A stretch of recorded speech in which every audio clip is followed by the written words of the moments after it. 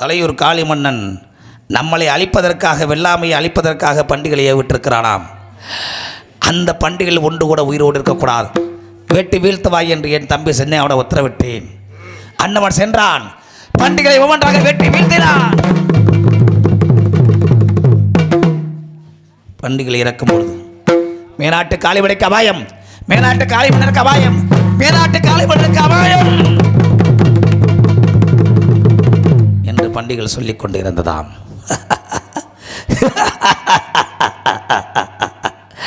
முடியுமா? முடியுமா? அந்த செய்தி அண்ணவனுக்கு எட்டியது. அண்ணவன் பார்த்தான். ஆஹா, ஆசையோடு வளர்த்த பண்டிகளெல்லாம் கொன்று விட்டார்களே, இனிமேல் குன்னுடையான் மக்களை எப்படி அழிப்பதென்று எதிர்பார்த்து கொண்டிருந்தார்கள். ஆனால் இன்னமும் தலையூர் காளி மன்னன் சரித்திட்டம் தீட்டுக் கொண்டிருக்கிறான். ஆனால் அந்தவனை அழைக்க முடியுமா? நான் யார்? பொன்னாண்டவர், என் தம்பி சின்னாண்டவர், அத்தான் வீரவாகு நால்வரும் உயிரோடு இருக்கும் வரை ஒருபடி மண்ணை கூட எந்த எதிர்ப்பயிலும் நெல்வாட்டு கோட்டையிலே அள்ள முடியாது. அப்படி இருக்கிற வேளையிலே எங்களை அழிப்பதற்காக சத்திரம் திட்டிக் கொண்டுதான் இருக்கிறான். ஆனால் அன்னவனை நாங்கள் தடுத்து கொண்டுதான் இருக்கிறோம். அப்படி இருக்கிற வேளையிலே என் நாடாளுமன்றத்தின் நாட்டுக்களஞ்சியம் உத்தமாபத்திரி ஒரு சிலாவாசகம் பத்தினி பத்தி விளவடாவத்தமி என் நல்லதங்கால் ஏதோ சோகமாக இருக்கிறது, வாட்டமாக இருக்கின்ற தோழிமார்கள் ஓடி வந்து என்னிடம் முறையிட்டார்கள். என்ன, என் தங்கைக்கு சோகமா? இருக்கக்கூடாது. என் தங்கைக்கு வாட்டமா? இருக்கக்கூடாது. என் தங்கைக்கு ஒன்றென்றால் என்னால் தாங்கிக் கொள்ள இயலாது. காரணம் என்ன? என் தங்கைக்கு எனக்கு ஒரே ஒரு தங்கை. அன்னவளை என் தாயாக தங்கையாக பார்த்து கொண்டிருக்கிறேன். அன்னவளுக்கு ஏதாவது உண்டாகிவிட்டால் என் உயிர் மூச்சு நின்றுவிடும். ஆனால் என் தங்கைக்கு சுகம் என்று தோழிமார்கள் முறையிட்டார்கள். என்னவென்று கேட்டேன். தங்கை தான் அழைத்து கேட்க வேண்டும் என்று சொன்னார்கள். தங்கையை அழைத்தேன். என் தங்கை சொன்னது, அண்ணா தாங்கள் இருவரை பிறந்தபடியால் தனிமை தோணவில்லை, தங்கை உரைத்து விடப்படியால் தனிமை தோன்றுகிறது அண்ணா.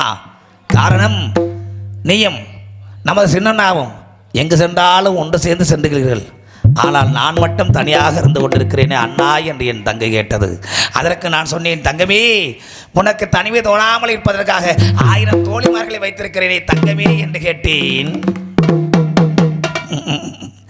அப்பொழுது என் தங்கை சொன்னது, அண்ணா எத்தனை தோழிமார்கள் இருக்கலாம், சொத்து சுகம் இருக்கலாம், பணம் இருக்கலாம், எத்தனையோ கோடான கோடி சொத்துக்கள் இருக்கலாம்.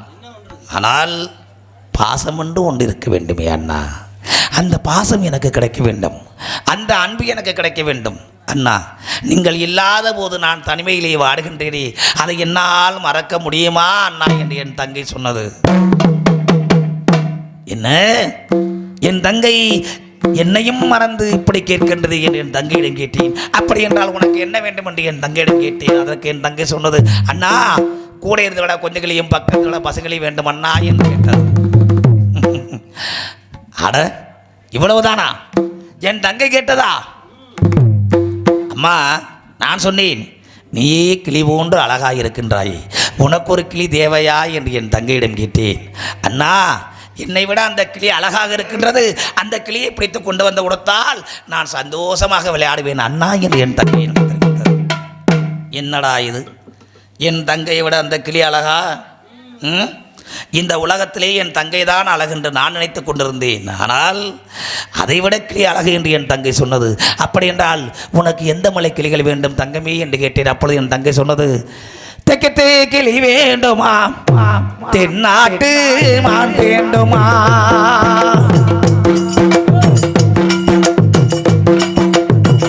தெக்கத்து கிளி வேண்டுமா, தென்னாட்டு மான் வேண்டுமா, கிளி வேண்டுமா, தென்னாட்டு மான் வேண்டுமா, அம்மா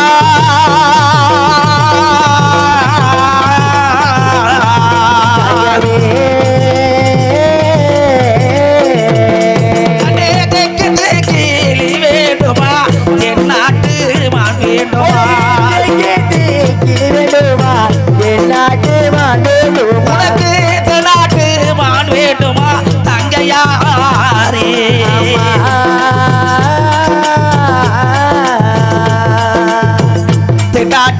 மான் வேண்டுமா தங்கையாரே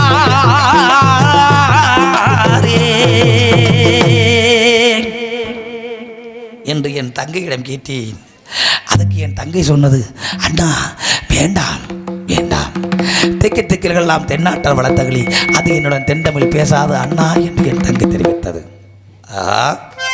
என்னடா இது, தெற்கு தெற்கில்கெல்லாம் தென்னாட்டர் வளர்த்தகளி, தென்தமிழ் பேசாத அண்ணா என்று என் தங்கை தெரிவித்த பொழுது, அப்படி என்றால் கண்ணே உனக்கு அந்த மலைக்கிளிகள் வேண்டாமா? அப்படி என்றால் அண்ணன் சொல்கிறேன் என்னவென்று கேட்கிறாயா என்று என் தங்கையிடம் கேட்டேன். அதற்கு அம்மா வடக்கத்து கேலி வேண்டுமா, வடநாட்டு மான் வேண்டுமா, வேண்டுமா வடநாட்டு மான் வேண்டுமா தங்கமே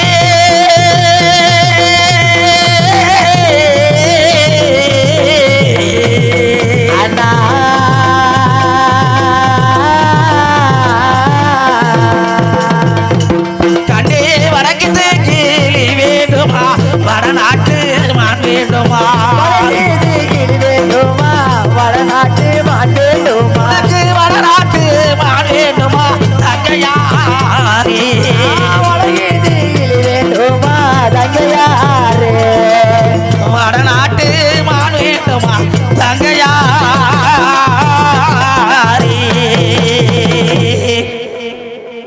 என்று என் தங்கையிடம் கேட்டேன். அதற்கு என் தங்கை சொன்னது, வடக்கத்து கிளிகள்லாம் வடநாட்டார் வளர்த்தகளி அண்ணா, அது என்னுடன் வாய் திறந்து பேசாத அண்ணா என்று தெரிவித்தது. என்னடா இது, அந்த மலை கிளி வேண்டாமா என்று கேட்டேன். அப்பொழுது கண்ணே கிழக்கத்து கிளி வேண்டுமா அல்லது கீநாட்டில் வாழக்கூடிய மான் வேண்டுமா என்று கேட்டேன். அதற்கு அந்த மலை கிளிகள் வேண்டாம், அது என்னுடன் கிட்டிருந்து பேசாத அண்ணா என்று தெரிவித்தது.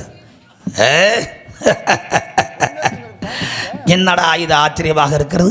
அப்படி என்றால் மேற்கத்து கிளி வேண்டுமா அல்லது மேனாட்டில் வாழக்கூடிய மான் வேண்டுமா என்று என் தங்கையிடம் கேட்டேன். ஆனால் என் தங்கை சொன்னது, மேற்கத்து கிளி வேண்டாம் அண்ணா, மேனாட்டுக்காரர்கள் நம்ம எதிரிகள் வளர்த்தகளி, அந்த கிளி என்னிடம் வேண்டாம், எனக்கு எதிரி நாட்டு கிளி வேண்டாமா என்று தெரிவித்தது. செல்வி விசில் அடிக்காதே. அப்பொழுது நான் கேட்டேன், கண்ணே கண்ணே என் தங்கமே என் தெய்வமே, 4 திசை கிளிகளை சொன்னீர் வேண்டாம் என்று மறுத்து விட்டாய். ஆனால் உனக்கு கடைசியிலே உனக்கு எந்த மலைக்கிளிகள் வேண்டும் என் தங்கமே, உனக்கு பிடித்த மலைக்கிளிகளை சொல்லுங்கள், அண்ணன் நான் சென்று பிடித்து வருகிறேன் என்று என் தங்கையிடம் கேட்டேன். அதற்கு என் தங்கை சொன்னது, என்ன கிளி வேண்டும் என்று கேட்டது பார்த்தீர்களா என் தங்கை? சித்தி கிளி. எப்படி கேட்டது தெரியுமா? எப்படி? என் தங்கை சாதாரணப்பட்ட கிளியா கேட்டது. எப்படிப்பட்ட கிளி? அண்ணா நாகமலே தோகமலே தோகமலே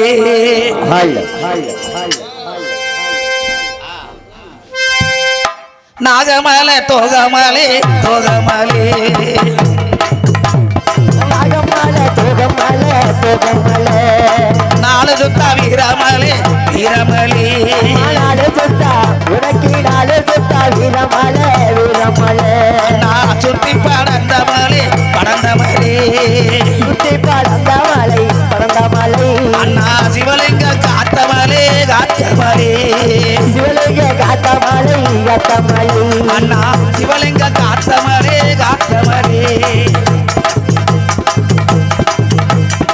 பூவண்ணா பல்ல விட்டு பூவண்ணா பல்ல விட்டு குறிஞ்சிவன காட்டை நோக்கி காட்டை நோக்கி காட்டை நோக்கி அங்கே அவர்கள் தகடுவாரே தகடுவாரே அண்ணா அச்சமில்ல பச்சங்கோபி தச்சங்கோபி அண்ணா ஆலா மரத்தடியிலே மரத்தடியிலே மரத்தடியிலே அருகில் இருக்கும் பச்சை கிளி வேணும் அண்ணா பச்சை கிளி வேணும் அண்ணா ஐயோ வேண்டும் அண்ணா பச்சை கிளி பச்சை கிளி பச்சை கிளி உங்க அருக்காணி விளையாடவே விளையாடவே எனக்கு அந்த மாலை கிளிகள் இருந்தால் அருகில் இருந்து பேசும் அண்ணா என் தங்கை சொன்னது என்ன சொல்றதுன்னவா, நாகமலை, தோகுமலை, நாலு சுத்தி வீரமலை, சுத்தி பழதமலை, சிவலிங்கம், காத்தமலை, வீரமலை, இவன காட்டிலே, கோவண்ணாம் பள்ளத்திலே, குறிஞ்சவன காலகத்திலே, அகடுகளில் தகடுபாறை, அச்சமில்லா தச்சங்கொம்பை, ஆலா மரத்தடியிலே 5 பந்த வண்ணம் பொருந்திய கிளிகள் இருக்கின்றது. அந்த கிளிகளிலே குஞ்சு கிளியை விட்டு தாய் கிளியை கொண்டு வாருங்கள் அண்ணா, அதை வைத்து நான் விளையாண்டு கொண்டிருக்கிறேன் அண்ணா என்று என் தங்கை சொன்னது. நான் என் தங்கையிடம் கேட்டேன், அம்மா என் தங்கமே, குஞ்சு கிளியை பிரித்துவிட்டு தாய் கிளியை கொண்டு வாருங்கள் என்று கேட்கிறாயே, அதற்கு என்ன காரணம் என்று கேட்டேன். அப்பொழுது என் தங்கை சொன்னது, அண்ணா தாய்க்கிளியாக இருந்தால் என்னுடன் அன்பு காட்டி பாசம் காட்டி பரிவுடன் ஒரு மகளை தாய் எப்படி வளர்க்க வேண்டுமோ அதே போல் தாய்க்கிளி என்னிடம் கூட இருக்கும் அல்லவா, அந்த அன்பு பாசம் எனக்கு கிடைக்கும் அல்லவா என்று என் தங்கை சொன்னது. அதற்கு நான் என் தங்கையிடம் கேட்டேன், அம்மா ஏராளமான பறைவளங்கள் வீரமலை காட்டிலே வாழ்கின்றது, சரி நான் எந்த கிளிகளை பிடிப்பேன்? அதனாலே அந்த வீரமலை காட்டிலே வாழ்கின்ற கிளிகளின் அடையாளங்களை கூறலாமே என்று கேட்டேன். அதற்கு என் தங்கை சொன்னது, அண்ணா அந்த மலைக்கிளியுள்ள அடையாளங்களை நான் சொல்கிறேன் கேளுங்கள் என்று சொன்னேன். என் தங்கை சொன்னது எப்படி? அண்ணா கால்கள் 2 வெள்ளை நீரம் வெள்ளை நீரம், கழுத்தெல்லாம் பச்சை நீரம் பச்சை நீரம், கழுத்தெல்லாம் பச்சை நீரம் பச்சை நீரம், மூக்கு சிவந்த கிளி சிவந்த கிளி, முழுவதுமே பச்சை நீரம் பச்சை நீரம், பச்சை நீரம் பச்சை நீரம்.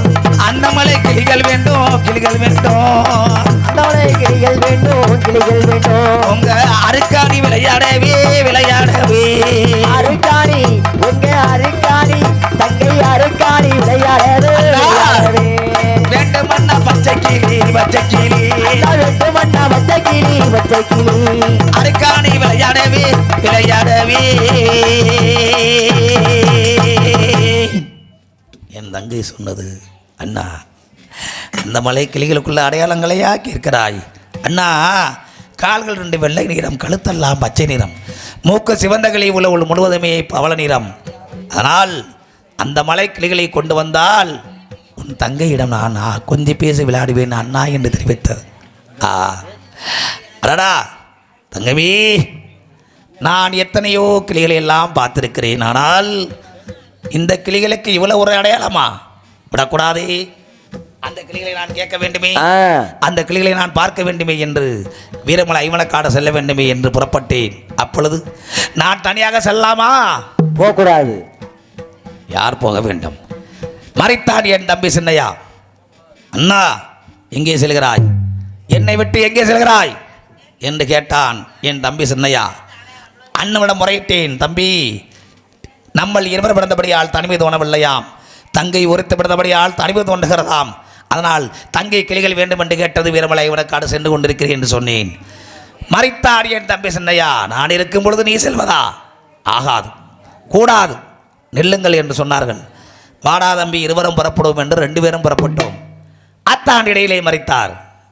என்ன அத்தான், என்னிடம் சொல்லாமல் இப்படி செல்வதா? தங்கையான் நான் மணக்கப் போகிறவள், நான் கட்டிக்கப் போகும் மணப்பெண், என்னுடைய மனைவி. என் தங்கைக்கு நான் கிளிகள் சேகரிக்க வேண்டாமா? என் அத்தான் என்னை விட்டு செல்வதா? நானும் வருகிறேன் என்று என் அத்தான் வழிமறித்தார். என்னடா இது ஆச்சரியமாக இருக்கிறதே, என் தங்கையிடம் எல்லாம் இப்படி ஒரு பாசமா? மூவரும் புறப்பட்டோம். இதைவிட தாண்டினான் என் வீரமாக ஓடி வந்து மறித்தான். ஆண்டவா ஆண்டவா, என்ன காரியம் செய்து கொண்டிருக்கிறீர்கள்? என்ன காரியம்? ஆண்டவா, வெட்டு கிடைக்க வீரமாக சாமகன் பாறை மீது பரசாட்டக்கூடிய 12 பிளம் கொண்டவன் என்னை விட்டு செல்வதா? உங்களை விட தங்கை மீது அதிகம் பட்டு கொண்டவன் நான், பாசம் கொண்டவன் நான். அதனால் தங்கைக்கு கிளிகள் சேகரிக்க நானும் வருகிறேன் என்று சொன்னார்கள். 4 பேரும் புறப்பட்டோம் வீரமலை மணக்காடு. அங்கே சென்று கிளிகளை சேகரிக்க செல்கிற பொழுது, யாருங்கே ஐயா? அம்மே பேசி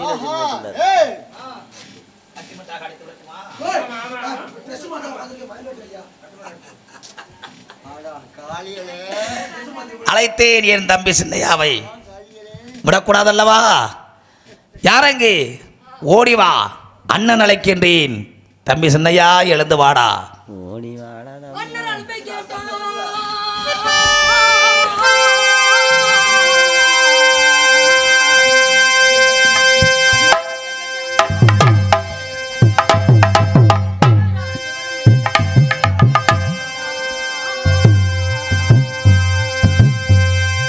அண்ணன் அழைப்பை கேட்டாய்,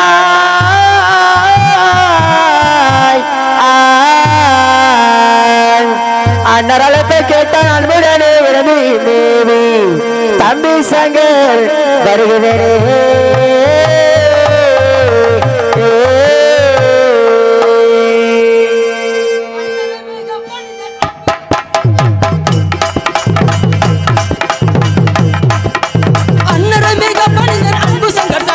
யானை படை சேனைக்கெல்லாம் அனைவருக்கும் யானை படை சேனைக்கெல்லாம் அடிபடிந்தேன் சரணம்.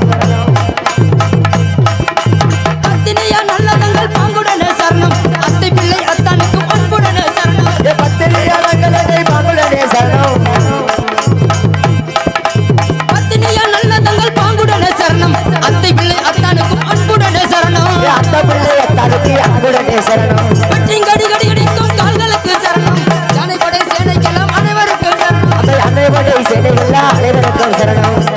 மிக பணிந்தன் அன்பு சங்கர் சரணம். யானை படை சேனைக்கெல்லாம் அனைவருக்கும் சரணம். பெருமுடைய பெரியவர்களே, பெரும் மதிப்புக்குரிய தாய்மார்களே, மண்ணை பொன்னாக்கக்கூடிய என் அருமை விவசாய பெருடி மக்களே, உங்கள் அத்தனை பேருக்கும் எங்கள் நாடத்தில் சொல் குற்றம், தாள குற்றம், மேல குற்றம், குற்றம் என்பதை நீக்கி குணம் என்பதை கை கொண்டு தாங்கள் பிள்ளை தவறு செய்தால் எவ்வாறு மன்னித்து ஆதரிப்பிலோ அதுபோல் எங்களையும் எங்கள் நாடக கலை குடும்பத்தின் சார்பாகவும் மன்னித்து அருள்மாறி மிக பணியுடன் கேட்டுக்கொண்டு இதோ எங்களின் கதாபாத்திரம் தொடங்குகிறேன். எங்கள் நாடு நெல்லி வளநாடு, நார் சேர்ந்த கோநாடு, பொன்னி வளநாடு, புகழ்பெற்ற கோநாடு, யானை கட்டி போராடிக்கும் அழகு பொன்னி வளநாடு. அழகு பொன்னி வளநாட்டிலே என் பெரியண்ணர் பேர்